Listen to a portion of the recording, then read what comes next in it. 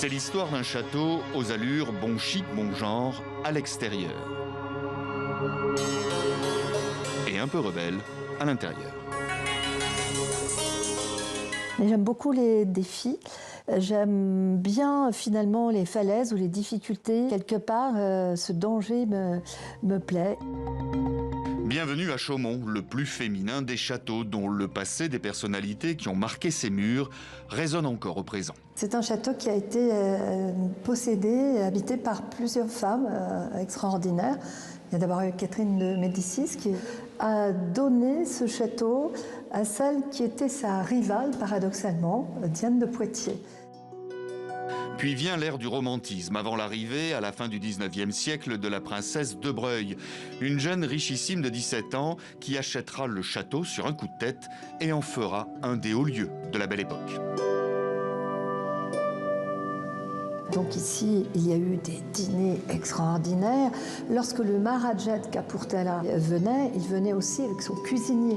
Donc il fait imaginer des fêtes incroyables, comme on n'en voyait pas beaucoup en Europe. Et pour remercier son hôtesse, il avait apporté une éléphante, Miss Punji. Et cette éléphante, on la voit sur les photographies de l'époque, participer à la vie du château, aux chasses et aux fêtes.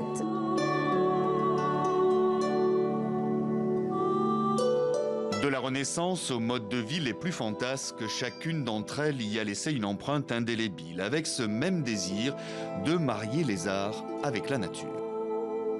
Ce qui est féminin, c'est toujours difficile à définir. Je pense qu'on peut lier le féminin au désir d'harmonie. Et l'harmonie, c'est aussi l'art de savoir intégrer des œuvres à leur juste place, tant à l'extérieur qu'à l'intérieur du château. Je trouve que les reflets, c'est presque de l'ordre du graphique et du dessin. Mais moi, j'ai des retours de gens qui sont venus à Chaumont et qui me parlent systématiquement de cette pièce. Ce lieu, Chaumont, c'est un lieu qui est devenu emblématique de cette recherche-là, de l'homme et de la nature, ou plus spécifiquement du regard de l'artiste sur la nature. Ma démarche, elle est assez simple, c'est la chronique du quotidien d'un homme lambda. Et depuis quelques années est venue se greffer cette vraie problématique qui est la nature et le rapport de l'homme à la nature. Donc dans mon travail, il y a des métamorphoses d'animal, de végétal. J'ai mis du temps avant de comprendre pourquoi je le faisais. Mais le fait est que c'est ça. Ou quand deux mondes se rencontrent pour finalement ne faire plus qu'un, où chacun avec son propre langage, sa propre perception est à même de se comprendre.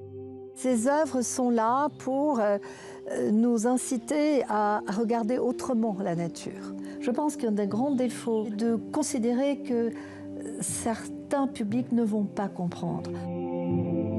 Je dis toujours que les œuvres d'art sont un mystère dont le public va trouver la clé. Même s'il y a quelques points un petit peu étranges, il va interpréter l'œuvre à sa façon. Ce qu'il faut, c'est déclencher en lui l'émotion. C'est de l'écologie poétique. Je crois que les messages, qu'ils soient scientifiques, philosophiques ou même politiques, sont plus efficaces lorsqu'ils utilisent le chemin de l'art et de la poésie. Et c'est comme cela que l'on retrouve tout au fond du parc la tombe de Miss Punji. Vous savez, l'éléphante de la princesse fantasque. Une tombe fictive en guise d'hommage. Ceci est une œuvre d'art.